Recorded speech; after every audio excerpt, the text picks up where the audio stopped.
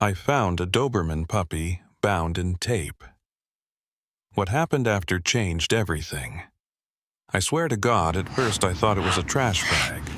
Something someone had left behind after their morning jog slumped against the edge of a metal Who did bench this in to you? Laurelhurst Park, black wet dripping with rainwater so Don't worry, I'll ordinary it help you. almost blended into the gray. But then I heard something. It was small. A broken guttural sound like someone trying to breathe through a throat being crushed. I stepped closer, and when I finally saw it clearly, the blood in my veins froze. It wasn't a trash bag. It wasn't an old jacket. It was a puppy so small it could fit in the palm of my hand. A newborn Doberman, barely a few weeks old, wrapped tight in layers of silver duct tape from neck to belly. Its stomach was sunk in the tape, biting deep into the skin until it wrinkled red and raw beads of blood glinting between the seams. Its eyes were only half open. Its nose burned pink. Its little body stiffened under the pressure of that suffocating shell. I couldn't see its chest rise. It was so weak it looked like it was begging silently.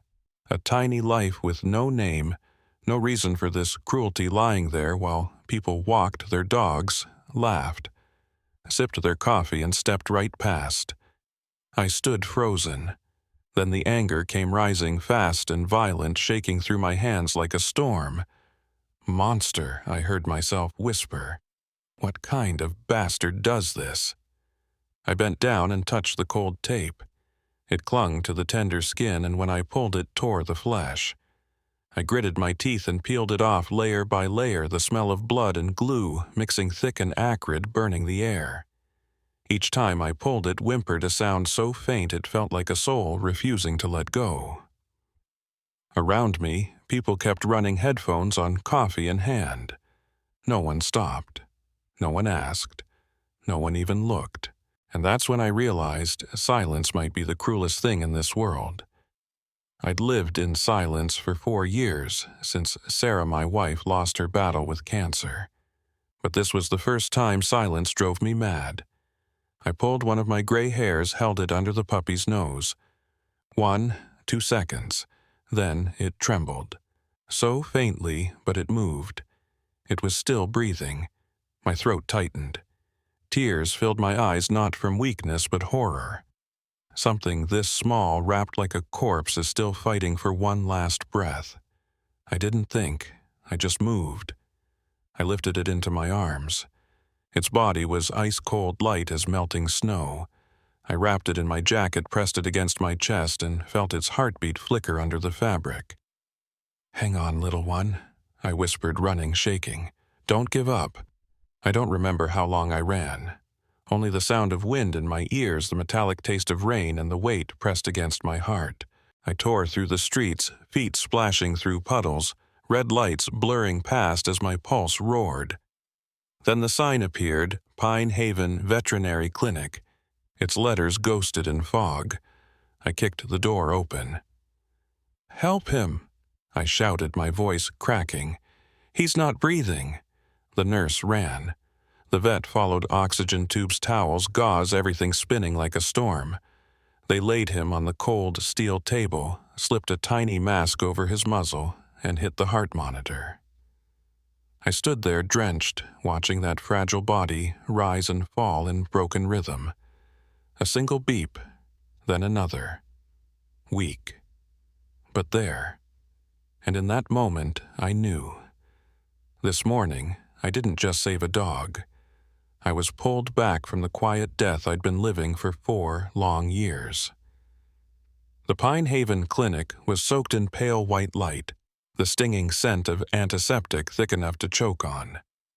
I stood, pressed against the wall, my hand still trembling, while Dr. Collins placed a tiny oxygen tube over the Doberman puppy's muzzle. It barely moved, only its chest lifted faintly like a candle flame about to die. "Severe hypoxia," she said, her voice low but steady. "Its body's been constricted too long. Blood flow to the legs and abdomen is nearly blocked.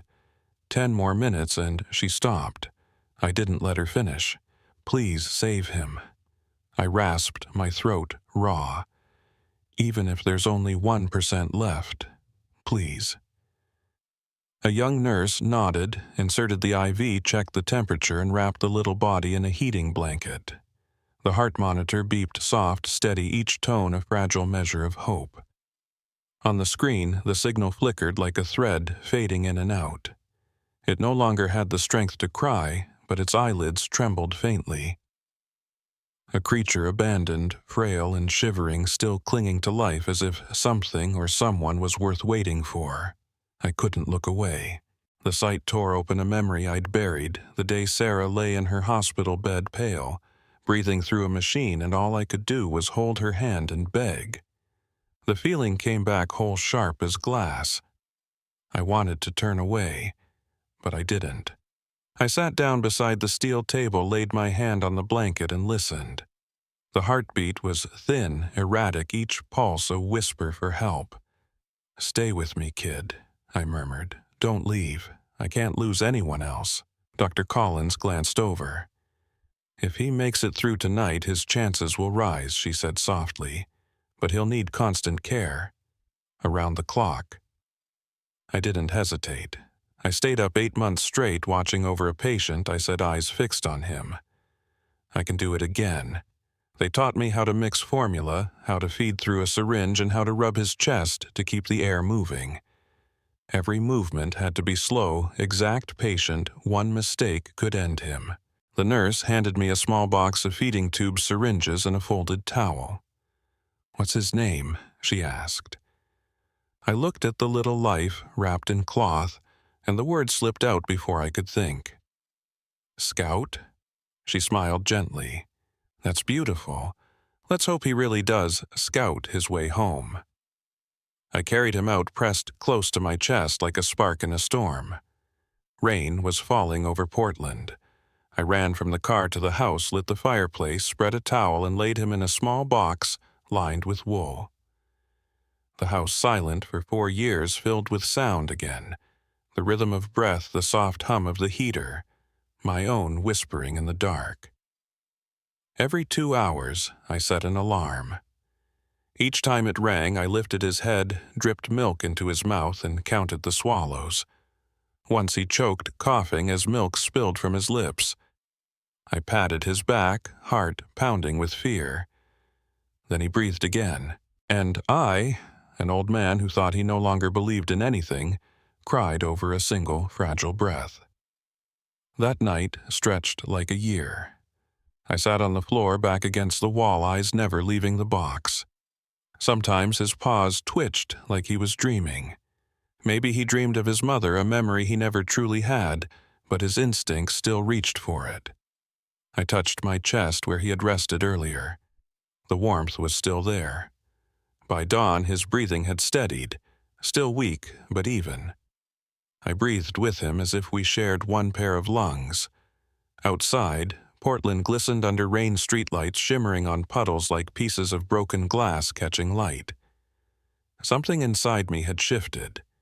For 4 years, I'd been alive only to exist, but now I was fighting for another heartbeat to exist beside mine. The house wasn't silent anymore. 2 rhythms pulsed in unison, his and mine. Scout lay still, tiny and fragile, but alive. And in that moment I realized this quiet room, once filled only with loss, now held something I thought I'd lost forever. Hope. 2 days passed and I thought Scout was getting better. He drank more, his breathing steady, his tiny paws twitching now and then like he was chasing something in a dream. I had started to believe we might actually make it. But hope, I learned, always comes with a price. That morning, rain came early. I woke before the alarm had a chance to ring. Inside the little box by the fireplace, Scout was curled up beneath the warm towel chest, rising and falling gently. I smiled, reached down, and brushed my hand over his belly. The skin was ice cold. One shallow breath, then nothing. "No," I gasped, fingers trembling. I pressed my ear to his chest. Silence. I shook him gently at first, then harder. "Scout? Come on, buddy. Breathe." No response. The tiny body went limp, dissolving in my palms like something that was never meant to stay. A chill tore down my spine. I held him to my chest. He felt too light, too still. No heartbeat, no air. The rain hammered against the window, and somewhere in that storm I realized I was shouting not out of pain but out of fear. Not fear of losing him, fear of feeling loss all over again. I jumped up, grabbed my coat, tucked him inside, and ran. Portland was drowning, gray skies, streets, flooded wind cutting my face like glass. I saw nothing but the road ahead, blurry through the rain. Each step was a plea. Don't take him from me, not again, please. Pine Haven rose out of the storm. I slammed the door open. Help him, it's Scout. He's not breathing. Nurses rushed in. Dr. Collins appeared from the back, her eyes stern but kind. On the table. Now I stood there, drenched, watching them press 2 fingers against his chest, so small it looked like they were reviving a scrap of paper. The oxygen tube clicked back into place. The monitor stayed silent, then beep, beep, faint, uneven. There's a chance, Collins whispered. His heart's still responding. I clutched the edge of the table, head bowed, muttering under my breath. Don't leave me. I'm here. Don't leave me. 10 minutes, 20. I couldn't tell anymore. Time dissolved. Every beep was a needle through my heart. Then the sound slowed. Not good, Collins said quickly. Prepare the adrenaline. My knees almost gave out, and in that moment of absolute helplessness I heard myself whisper, if there's one breath left in him, take mine. I've had too many useless ones already. Collins froze. Our eyes met. For a second, everything was still. Then she turned back and delivered the final injection. 1 second, 2, beep, beep, beep, steadier. I didn't realize I was crying. Rain and tears blurred together, and that tiny creature once wrapped in duct tape and left to die was breathing again on the cold steel table. Weak, but alive. You should rest, Collins said softly. We'll watch him tonight. I shook my head. I'm staying. I lost someone once when I turned away. I won't do it again. I sat in the corner, hand gripping the edge of his blanket, eyes fixed on the rise and fall of his chest. The light above flickered across his half-closed eyes, wet, glimmering like a quiet thank you. A small whimper escaped him, frail but real. Collins smiled. He's fighting. He's not ready to give up. I nodded, voice breaking. Neither am I. Outside the rain eased. A faint beam of dawn slipped through the window, spilling across the steel table where he lay. Scout stirred, nudging my fingers with his nose, a tiny movement but enough to make me believe that sometimes miracles arrive in silence after everything you thought was gone. I looked at him, my voice shaking. Thank you for coming back, kid. Looks like we both get a second chance. That night, I didn't sleep. I sat on a metal chair in the corner of Pine Haven, the sterile white light pouring over my shoulders like a heavy fog. Scout lay on the table, still breathing through the oxygen tube, but steadier now. Each breath was an act of redemption. A tiny creature once treated like garbage, now fighting with the one instinct mankind seems to have forgotten, the will to live. Dr. Collins told me to go home and rest. I shook my head. I had once walked out of Sarah's hospital room because I couldn't stand to see her fading. I wouldn't make that mistake again. So I stayed until the first light of dawn slipped through the window, touching the thin black fur along his back. The light was warm, real, like Portland had woken that morning just for the two of us. You can touch him, Collins said softly. I reached forward, brushing my fingers along the small patch of fur at his neck. His skin was warm. Just a little, but enough to make my heart tremble. 3 days later, Scout was cleared to go home. I drove slowly, a blanket spread across the passenger seat, the puppy curled inside a hospital towel. Rain fell in soft rhythms, tapping the windshield like a heartbeat, trying to find its way back to the world. I used to fear silence, but this silence was different. In it, I could hear a faint breath, fragile, real, and unwilling to give up. I placed him in a wool-lined box near the fireplace, the same spot where Sarah once kept her flowers. I thought she would have loved this. Every morning, I warmed formula in my palms, counted the drops, and whispered, "Hang in there, little one. Every life deserves a second chance." The first few days were hard. He still trembled when he breathed too deeply. I learned to sleep in short shifts, waking every 2 hours to feed him. I'd never been a father in the literal sense, but in those nights I finally understood what it meant to nurture something fragile and afraid. His body filled out the black-brown coat, growing rich under the amber glow of the lamp. One morning, when I opened the door, a gust of wind slipped through, and I heard it. A bark so small, but it rang through the room like a church bell in a long-abandoned chapel. I laughed out loud, tears spilling without shame. Good boy, Scout, you made it. From then on, every day carried a tiny miracle. He turned his head when I called his name, pressed his nose against my hand when I'd gone quiet for too long, and each time he rested his face against my chest, I could hear my own heartbeat stronger, steadier, as if my heart was learning how to live again. One afternoon, when rare sunlight broke through the window, Scout tried to stand.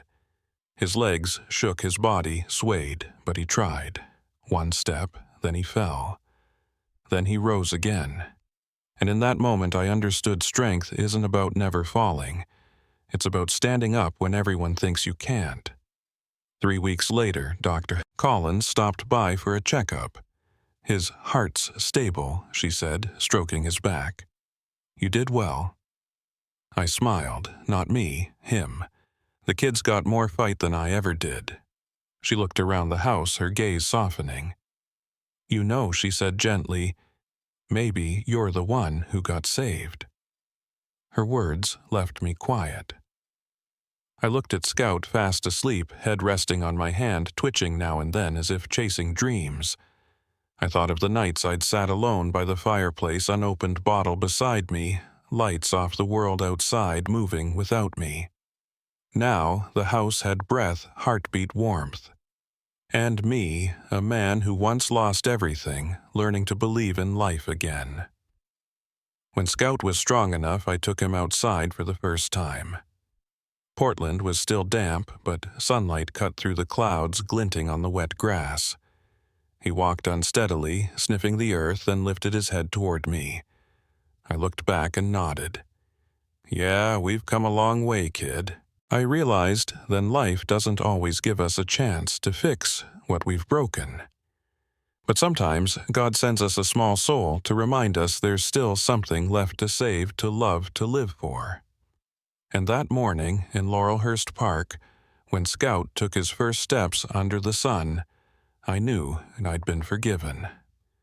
Not just by the world, but by my own heart. Time has a way of healing us quietly in ways we don't notice until much later. 3 months had passed since I found Scout on that cold metal bench, and my little house in Portland was no longer silent. Dawn wasn't an empty space between night and day anymore.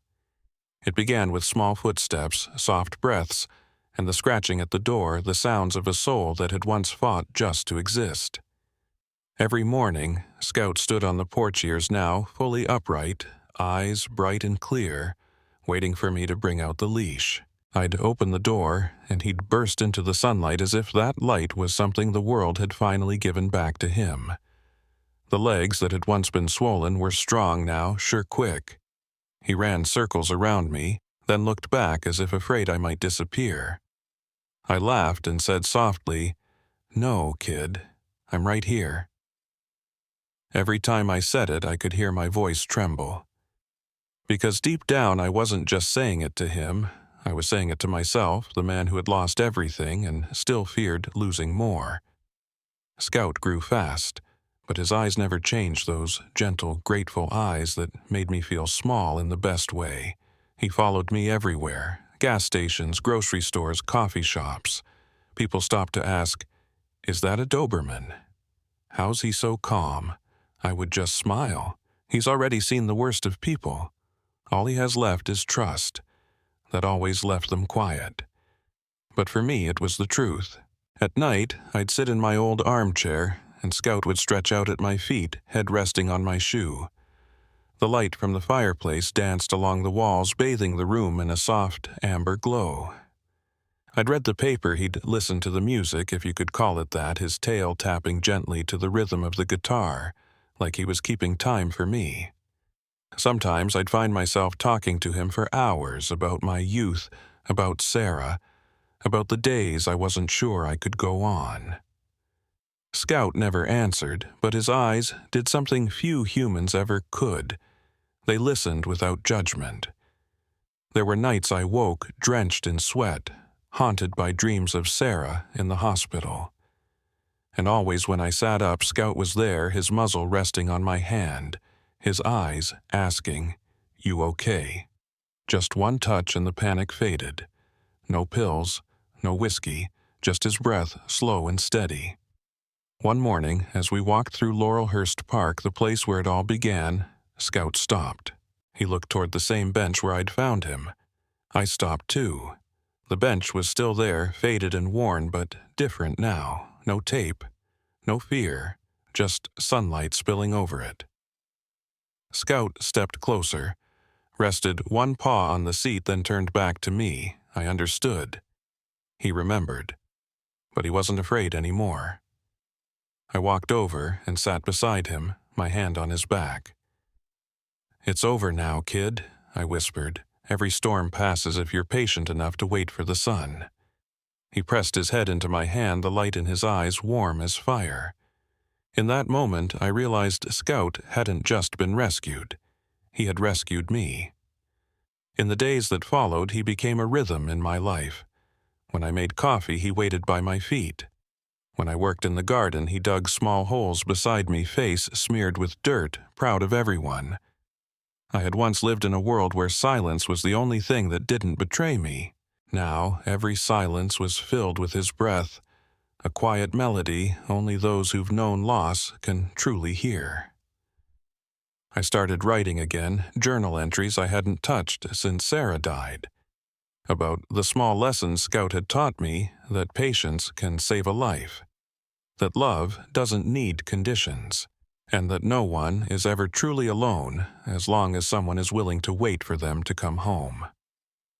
One afternoon, I called him over and whispered, "You know, Scout, maybe I saved you from the tape and the cold, but you're the one who saved me from my own darkness."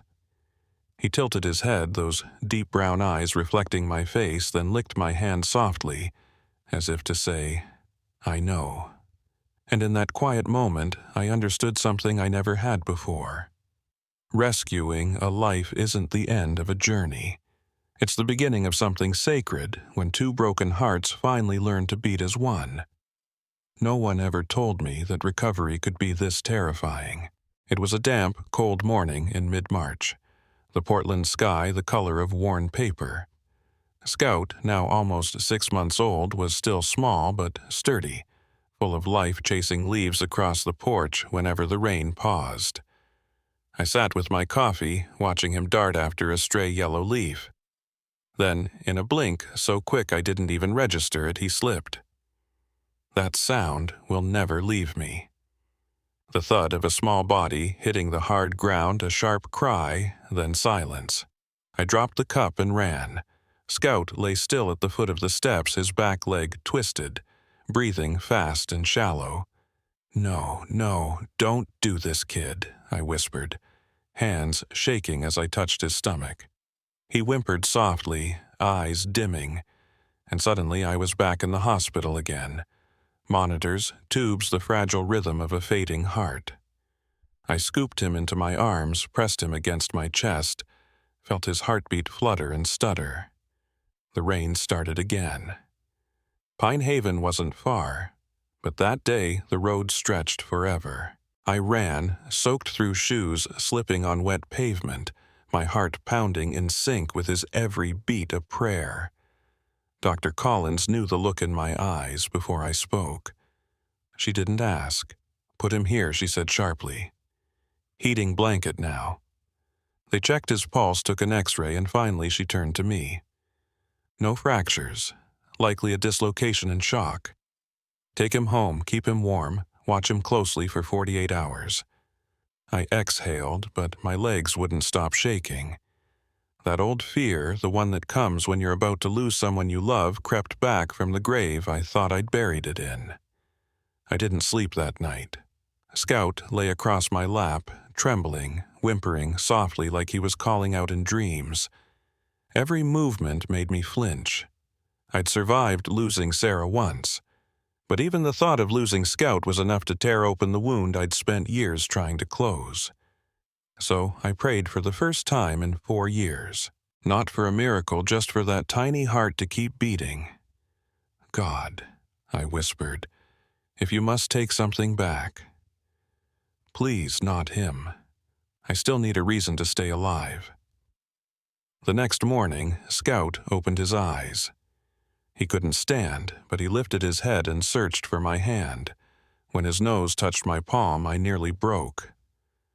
"Good boy," I murmured, voice thick. "Take your time. You're okay." I relearned how to care for him the way I had in those first fragile days. Every morning, I massaged his legs. Every night, I lay a warm pack against the swollen joint. He endured it all without complaint, only watching me with quiet eyes as if he understood the fear that still lived inside me. A week later, he pushed himself up, wobbly, uneven, but standing. I held my breath. When he took that first small step, just one, it felt like the world itself exhaled with me. That night, I did something most people would probably call crazy. I took Scout back to Laurelhurst Park, to the place where I first found him wrapped in silver tape beneath the rain.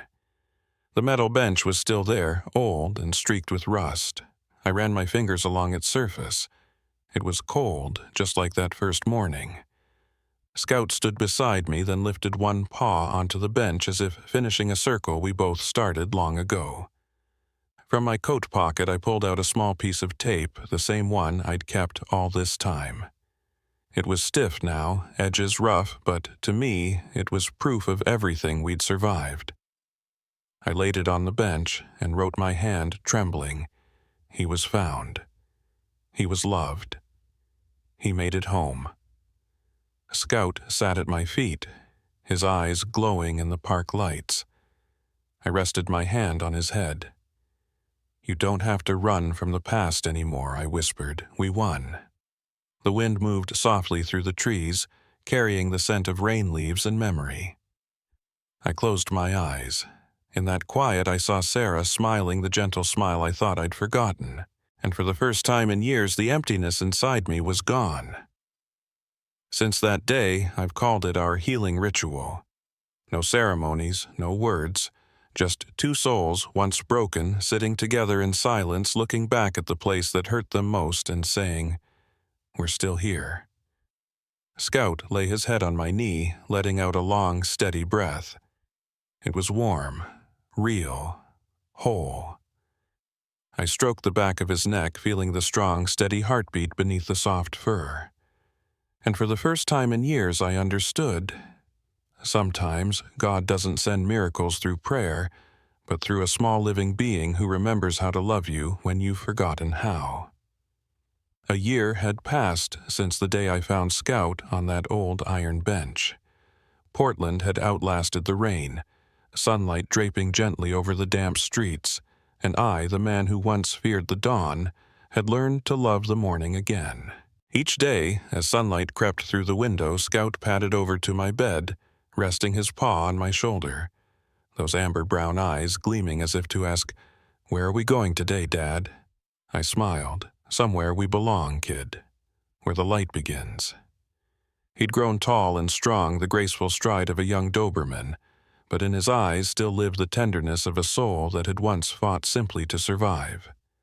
When we walked through Laurelhurst Park, people recognized him, the puppy who'd been saved from tape and cold.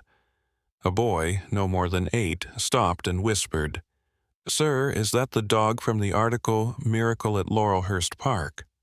I nodded. Yes, that's the miracle. The boy crouched, gently stroked Scout's head. I want to grow up and save dogs like you do. My throat tightened. You don't have to grow up, I said softly. You just have to stop when someone needs you. That I realized was the very message Scout had been teaching me all along. Kindness doesn't shout. It comes in the moment you choose to stop while the world rushes by. It lives in a hand reaching out, in a look shared, in a single breath given. And sometimes that's enough to change 2 lives. Every week, Scout and I visited Brave Paws Shelter, where the abandoned waited for their own small miracles. I taught them to trust people again the same way I once taught Scout. They trembled when I opened the kennel doors, then inched forward, sniffing my hand with wary eyes. It was the same look I'd seen in Scout that first day, and every time I whispered the same words, soft but true. No one here is unwanted. You all belong to someone. Scout seemed to understand. He sat quietly beside me, letting the smaller dogs come close. He never barked or growled, only lifted his head as if to tell them that the world still had good in it. Each time I watched him, tears filled my eyes, not from sadness but from the awe of seeing a creature heal the wounds humanity had left behind. At night, I often sat on the porch listening to the wind move through the pines. Scout lay beside me, head on my leg, staring into the distance. On the step above us sat a framed photo of Sarah, her smile catching the last light of sunset. "See that love?" I whispered. "We're still living, just in a different way." Scout gave a small sigh as if answering for her. I thought about how far we'd come from a lonely man, frozen in grief, to someone learning again how to love, to breathe, to believe in miracles. Scout hadn't just brought me back to life. He'd shown me that life always has room for second chances, even when we've stopped believing in them. Sometimes people ask me, why did you keep him? Why not let him be adopted and move on? I'd just smile, because he adopted me first. It was a simple answer, but true, because sometimes the souls we save come back to rescue the fading part of ourselves we didn't even know was dying. And the most miraculous thing is we don't realize it until our heart starts beating again. Now, whenever I pass that old bench at Laurelhurst, I no longer see it as a place of pain. I see it as a doorway, where despair once lay down and kindness stood up. Scout sits beside me, lifting his face to the sky, his eyes reflecting Portland's orange-gold sunset. I rest my hand on his head and whisper, "We're home now, kid." The wind drifts softly through the leaves. They whisper. A single bark rises in the fading light, not loud, not fierce, just enough to remind the world that miracles still exist.